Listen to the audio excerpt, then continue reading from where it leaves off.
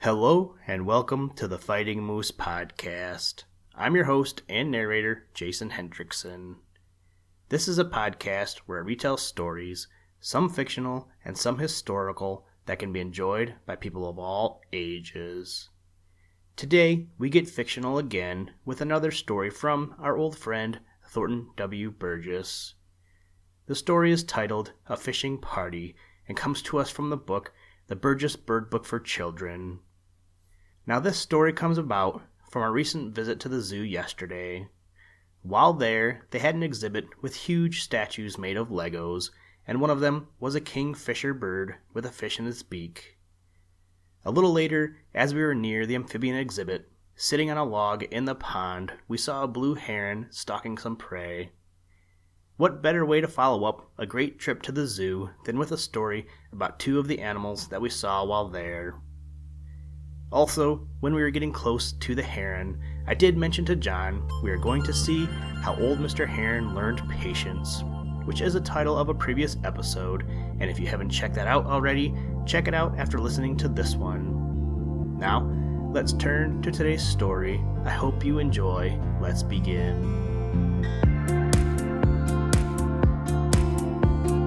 Liftoff. We have a liftoff.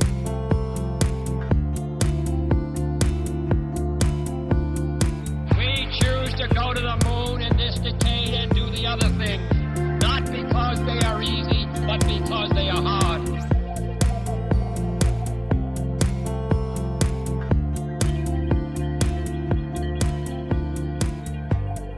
A fishing party. Peter Rabbit sat on the edge of the old briar patch, trying to make up his mind whether to stay at home, which was the wise and proper thing to do, or to go call on some of the friends he had not yet visited. A sharp, harsh rattle caused him to look up to see a bird about a third larger than Welcome Robin, and with a head out of all proportion to the size of his body. He was flying straight towards the Smiling Pool, rattling harshly as he flew. The mere sound of his voice settled the matter for Peter. "It's Rattles the Kingfisher," he cried. "I think I'll run over to the Smiling Pool and pay him my respects." So Peter started for the Smiling Pool as fast as his long legs could take him, lipperty-lipperty-lip. He had lost sight of Rattles the Kingfisher, and when he reached the back of the Smiling Pool, he was in doubt which way to turn. It was very early in the morning, and there was not so much as a ripple on the surface of the Smiling Pool. As Peter sat there trying to make up his mind which way to go, he saw coming from the direction of the big river a great broad-winged bird flying slowly. He seemed to have no neck at all, but carried straight out behind him were two long legs. "Longlegs the great blue heron! I wonder if he is coming here," exclaimed Peter. "I do hope so." Peter stayed right where he was and waited. Nearer and nearer came Longlegs. When he was right opposite Peter, he suddenly dropped his long legs, folded his great wings, and alighted right on the edge of the Smiling Pool across from where Peter was sitting. If he seemed to have no neck at all when he was flying, now he seemed to be all neck as he stretched it to its full length. The fact is, his neck was so long that when he was flying, he carried it folded back on his shoulders. Never before had Peter had such an opportunity to see Longlegs. He stood quite 4 feet high. The top of his head and throat were white. From the base of his great bill and over his eye was a black stripe which ended in 2 long, slender black feathers hanging from the back of his head. His bill was larger than his head, stout and sharp like a spear, and yellow in color. His long neck was a light brownish gray. His back and wings were of a bluish color. The bend of each wing and the feathered parts of his legs were rusty red. The remainder of his legs and his feet were black. Hanging down over his breast were more beautiful long pearly gray feathers quite unlike any Peter had seen on any of his other feathered friends. In spite of the length of his legs and the length of his neck, he was both graceful and handsome. "I wonder what has brought him over to the Smiling Pool," thought Peter. He didn't have to wait long to find out. After standing perfectly still, with his neck stretched to its full height until he was sure that no danger was near, Longlegs waded into the water a few steps, folded his neck back on his shoulders until his long bill seemed to rest on his breast, and then remained as motionless as if there were no life in him. Peter also sat perfectly still. By and by, he began to wonder if Longlegs had gone to sleep. His own patience was reaching an end, and he was just about to go on in search of Rattles the Kingfisher, when like a flash, the dagger-like bill of Longlegs shot out and down into the water. When he withdrew it, Peter saw that Longlegs had caught a little fish which he at once proceeded to swallow head first. Peter almost laughed right out as he watched the funny efforts of Longlegs to gulp that fish down his long throat. Then Longlegs resumed his old position as motionless as before. It was no trouble now for Peter to sit still, for he was too interested in watching this lonesome fisherman to think of leaving. It wasn't long before Longlegs made another catch, and this time it was a fat pollywog.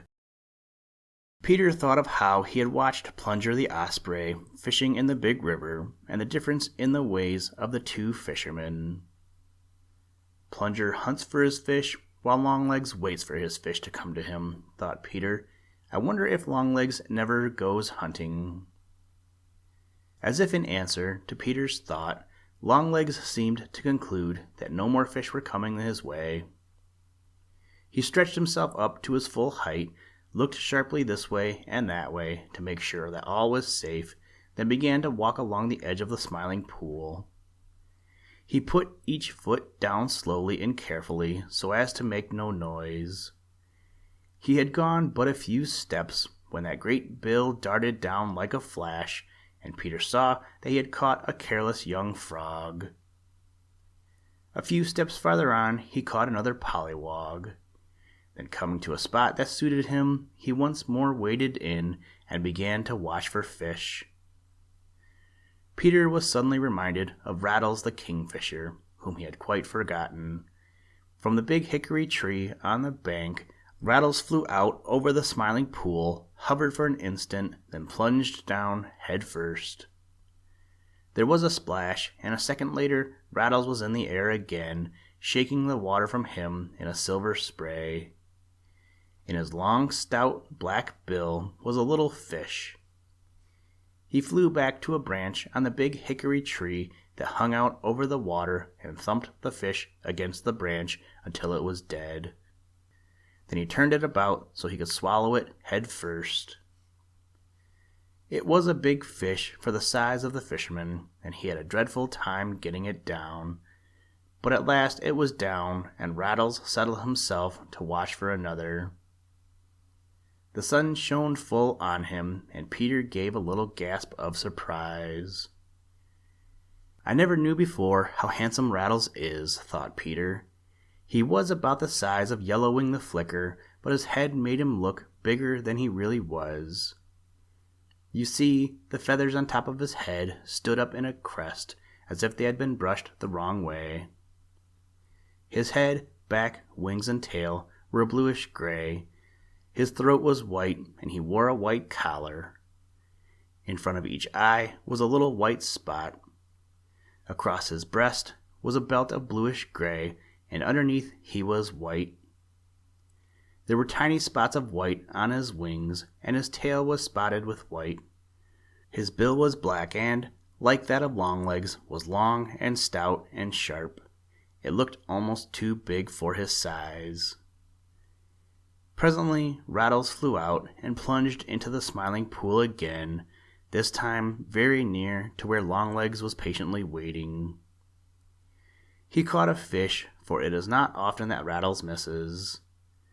It was smaller than the first one Peter had seen him catch, and this time, as soon as he got back to the big hickory tree, he swallowed it without thumping it against the branch. As for Longlegs, he looked thoroughly put out. For a moment or two, he stood glaring angrily up at Rattles.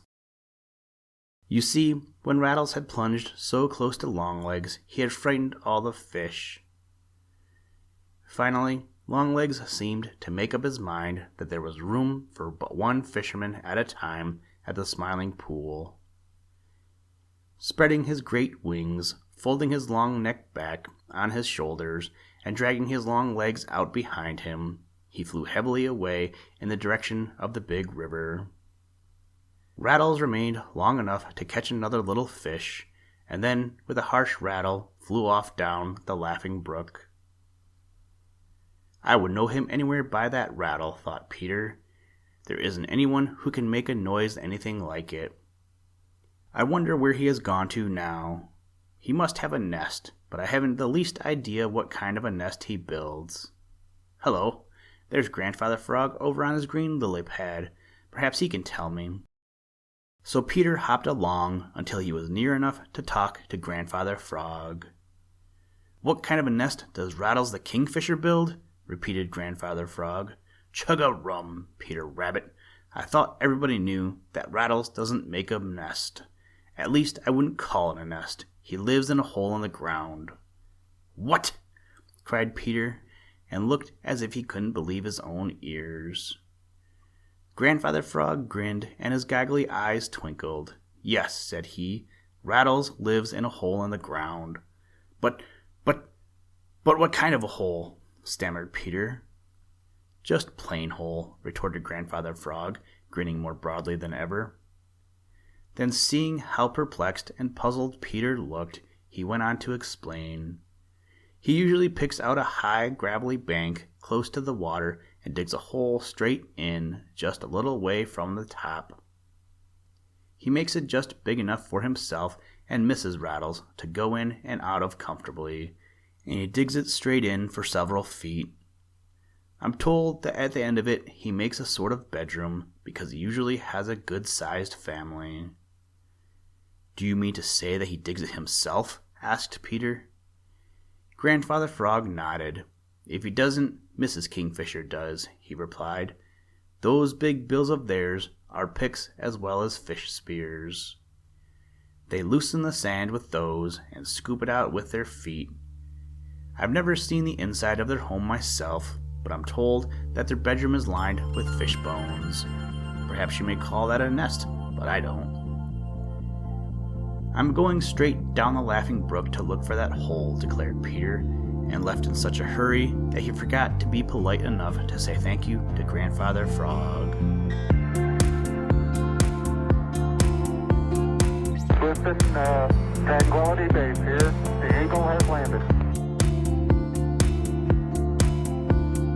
That's one small step for man,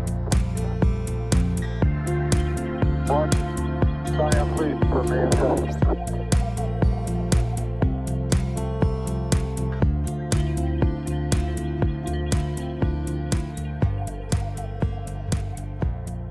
Thank you for listening to this episode of the Fighting Moose Podcast. Please join us next time as we read another exciting story. Today's music was provided by the artist Analog by Nature, and the audio clips were provided from NASA. For more information to download and or listen to audio or materials from all our recordings, or to contact us, please visit www.thefightingmoose.com, or you can follow the links in the show notes. If you enjoy the podcast, please leave us a review wherever you get your podcast or on iTunes, and tell a friend. Thank you for your patronage, and as always, try and do a random act of kindness every day. Mission complete, Houston. After serving the world for over 30 years, the space shuttle turned its place in history and it's come to a final stop.